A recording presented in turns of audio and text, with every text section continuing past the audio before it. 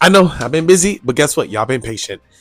And I appreciate you guys still staying dedicated to the channel. I watch my watch hours grew from it went from 1,400 last month to 1,500, and I really appreciate that. What's going on, y'all? Evan7 here, back with another video, and today we're gonna be going over legacy support and an early notice of the ban list for future sets. All right, so my boy DBS Lookout, as always, he gives me permission to use some of his blueprints for my channel, and there's two things.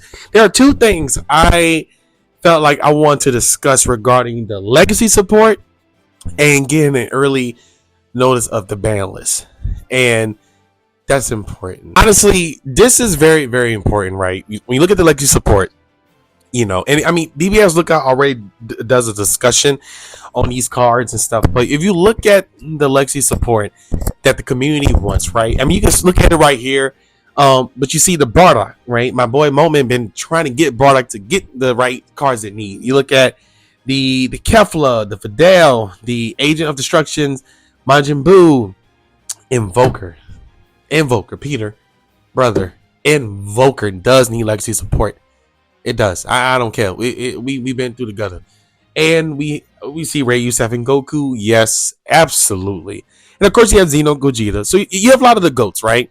And I'm very happy that Bandai is taking time to ask us these things, because these things are very important, because now I think at this point, going into set 25, they realize that, okay, y'all are so dedicated to these specific leaders and stuff. Now, of course, I think they know to a degree, but this is probably the most generous thing they ever done for us, and we get to tell them what cards we want to see, or in the legacy support section. And I did see some more leaders that pulled up. Obviously, DBS Lookout had it. I did see the Gohan SH, the green Gogeta, the green Gotenks, the black Majin Buu, the SS3 Goku definitely needs legacy support as such a powerful leader. It seems like that's the OG King Piccolo. You have the Magneta, I think that's his name, from Heroes. You have the Android 17, the Roshi green leader, the yellow classic, I think that's the restand one, baby Vegeta, SS4 Vegeta for sure. I mean, it's known for its counters. You have Vegito, shout out to Vegito fans, we need those. Surge Goku, the Star Deck Vegeta, the green Kid Buu, the hit, the launch, the old, that's Hatch or OG. Hatch is an OG. The Black Bulma, which I didn't even know that was a Black Bulma leader, but people want it, and yellow Jiren. Now, when you look at these leaders, right, and you look at what these cards are being voted as for, well, I'd say what voted or a poll, right? You look at this poll of cards being served as a way of pleasing the community. It will bring the community back together on a bigger scale. I mean, think about it. You have, I think at this point, right? I really think at this point that players are now. I mean, you had Brian Samuel top with Unova Shenron, right? You have Legends Keldrick kicking it off with Red Kiku. So I mean, you got so many different varieties of decks that are taking over the game, and I think that with the legacy support with these specific leaders that we need is going to help people get back into the game, because you have players out here who only have 1 or 2 decks. Not everybody's buying boxes and cases. Most people these days are just doing singles, right? And they're just saying, "Oh, I'm just gonna keep 1 or 2 decks," and hoping for that legacy support, because they know how the mechanics work for that deck, which is beautiful, because we know how these decks work. So with adding new cards to the game, it'll make it better. Now, we don't know exactly when what legacy cards we would get for the upcoming support, but it will still work, right? And I think that's something we have to really think about. And some of these leaders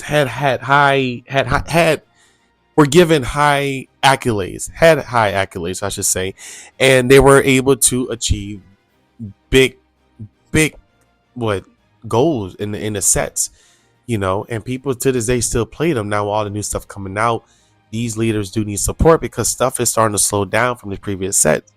I mean, you look at it, Soul Striker is getting support because of all the extra blue cards. Crazy, right?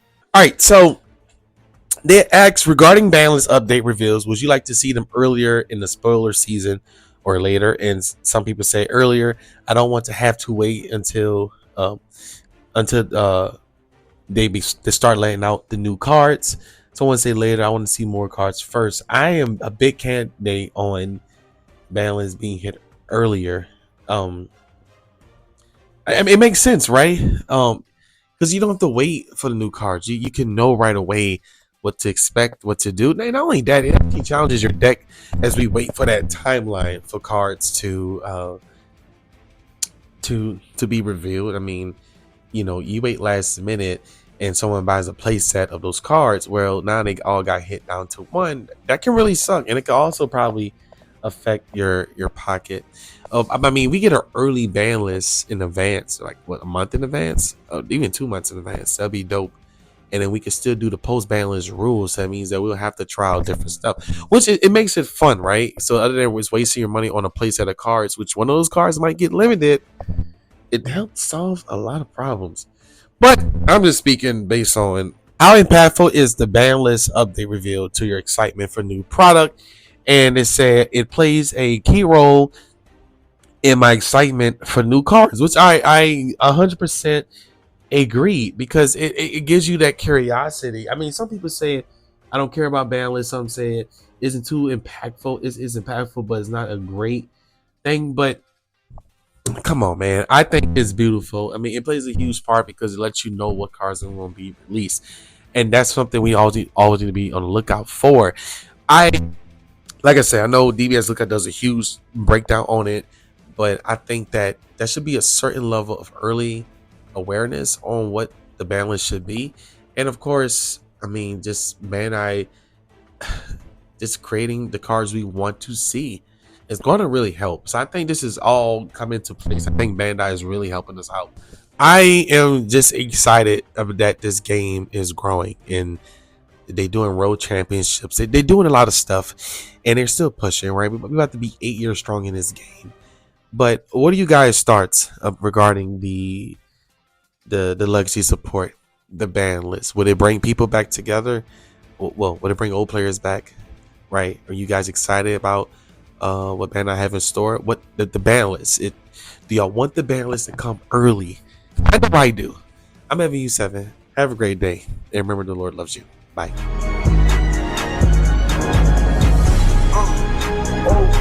And this bitch going crazy.